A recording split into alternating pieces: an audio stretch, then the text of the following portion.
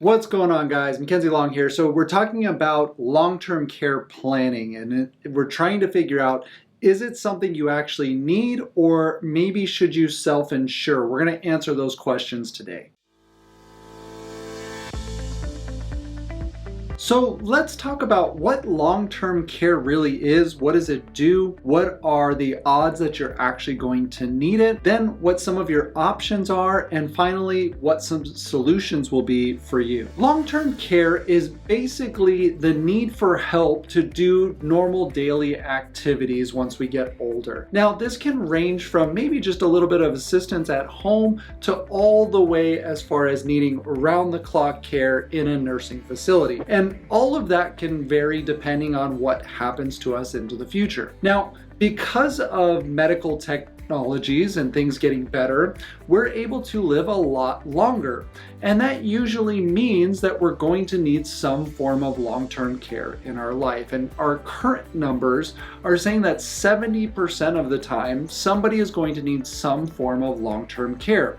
So as to now, basically your odds of needing long-term care is going to be 70%. And that number is growing because people are living even longer. If you're watching this video, you have a chance to live into your late 90s, if not into your hundreds, which is great for us. It means we get a nice long life. The challenge is oftentimes as we get older, we're going to need some sort of help. And if you combine those odds with a husband and wife, the chances of one of you needing some form of long-term care is very, very high. And the reason that this matters is because the average nursing home or the average cost of care is about $100,000 a year. Now, maybe right now it's a little bit less than that, but with inflation, we will be there in just a year or two. So that's about what we need to plan for. The other number that's important here is that the average person lives in or needs some assistance for about 2.5 years. Now, obviously, average means that some people will be less, some people will be more,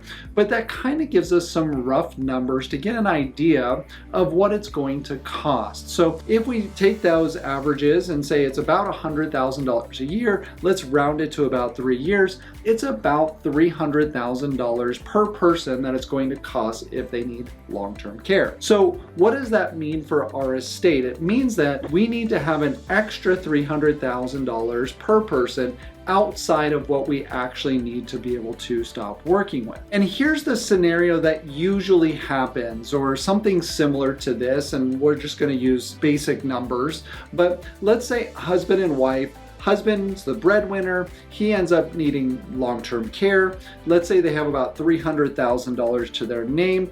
What's going to happen is they're going to have to spend that $300,000 for the husband's long-term care. So husband spends his 3 years in there, ends up passing away. Wife now has almost nothing left to her name. She never really had the ability to work. She's now very elderly. So what is she going to do at that point?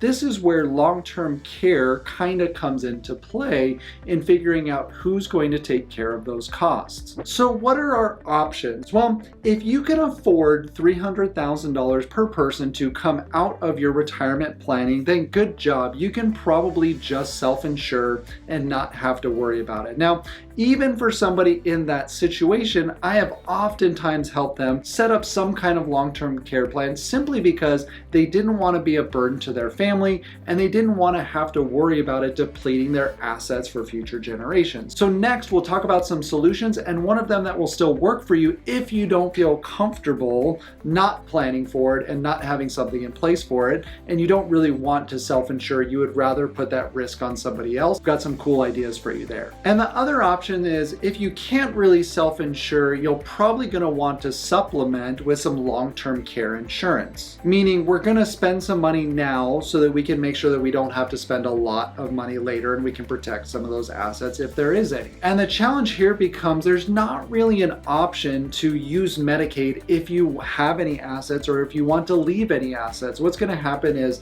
they're going to make you pay for that. Obviously, it's something that we're using. It's a service, so you're going to have to pay for for that, meaning lots of people will have to deplete their assets, their retirement accounts, whatever it might be, to cover those costs. And even if the couple goes into the nursing home with some assets, those assets are going to get depleted. And even the home, if there ends up being some equity in the house, the nursing home or Medicaid will actually go after those assets after those two are gone. So if you're planning on leaving some of those things behind, we've got to make sure that we protect them and put something like a long-term care in place so that we can pay for that and then still leave those assets behind. So what are some solutions then? Well, we've got a couple different options that are going to vary probably on age and maybe what you want to do. So if you're a little bit younger and maybe you're forward thinking, you're in your 30s or 40s, and you have an idea of maybe something that you want to do, maybe you still need to do some financial planning, maybe you still need to plan some permanent insurance, maybe you're even into your 50s at this point, there are some hybrid products that in the permanent life insurance space, maybe even in some of the products that you own, where you can either add a rider or get one that has the rider on it, where it's not the primary focus, the long-term care is just a benefit, it's a rider, but it allows you to handle these things, it allows you to use that permanent life insurance policy as a long-term care policy if you need it.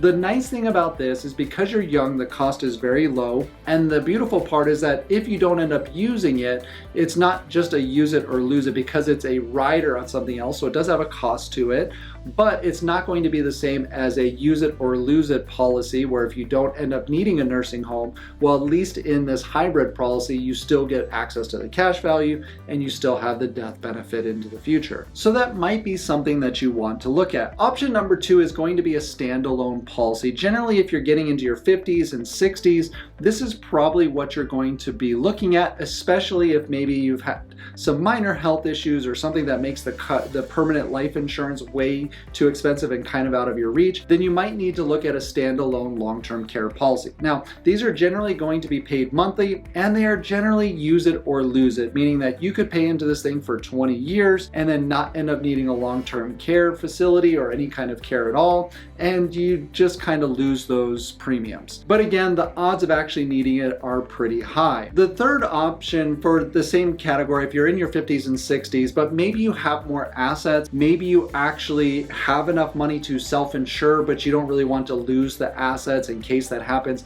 there are some pretty cool things that you can do in long-term care policies if you have the money to do a lump sum. So we just put one in place. It was actually by Nationwide. It's a pretty great policy, but it's cool because it's a lump sum. We put in a little bit over $100,000. It's going to cover her for over 4 years for more than $100,000. So it's about a $400 benefit if she uses it. But the best part about it is it's not a use it or lose it. It basically has a life insurance component to it where if she doesn't actually need the long-term care, it will pay out everything that she put into it plus more back in a death benefit, kind of like a life insurance policy. So that way she doesn't actually lose the premiums, and she could have self-insured, but she just really didn't want to do that. She wanted to make sure it was all taken care of. So that might be a great option for you as well. And lastly, let's get into some bonus. Well, I guess I have to include one more tip here. Another solution could be you just completely get rid of all your assets and you become extremely poor and then the government will pay for you. I know it doesn't really seem fair, but that's an option as well. I guess I could throw out there. Not one that we necessarily recommend, but it does happen that if you can't afford it, the government will pay for it for you. So let's get into some bonus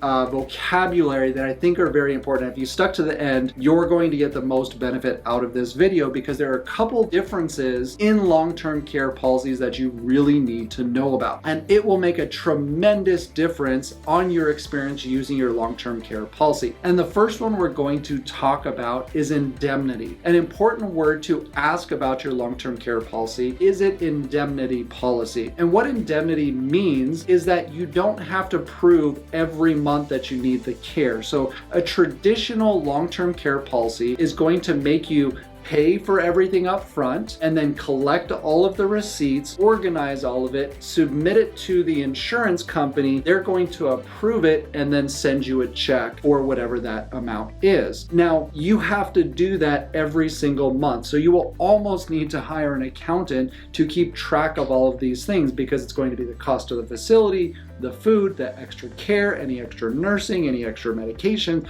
All of that stuff has to be tracked and submitted on a monthly basis. Now, if you have an indemnity policy, that is not the case. You just need to prove one time that you are actually needing the care, and on a monthly basis, they will just send you that check. Much easier. It is worth it. Sometimes there's maybe a little bit more of a cost to it, but in most cases, it's the same exact cost, just most people don't know to ask if it's an indemnity policy or not. The second question you're going to want to make sure that you ask, or the vocabulary that you have, is does it allow for in-home care? And what in-home care is exactly what it sounds like, that you can get care inside of your home. I know that sounds kind of silly, but what it also means is that you get to choose who's providing that care. So maybe your spouse wants to take care of you. So instead of paying the facility, you could actually be paying your spouse almost like an income to be taking care of you. Now, this could be a spouse, maybe a family member or a child, somebody who wants to take over that role, or maybe you're just gonna live in the home and you're gonna have help come into the home and be able to service you there. The reason why this is important is because it's also a cost-saving measure, where they say maybe this is a dementia or an Alzheimer case,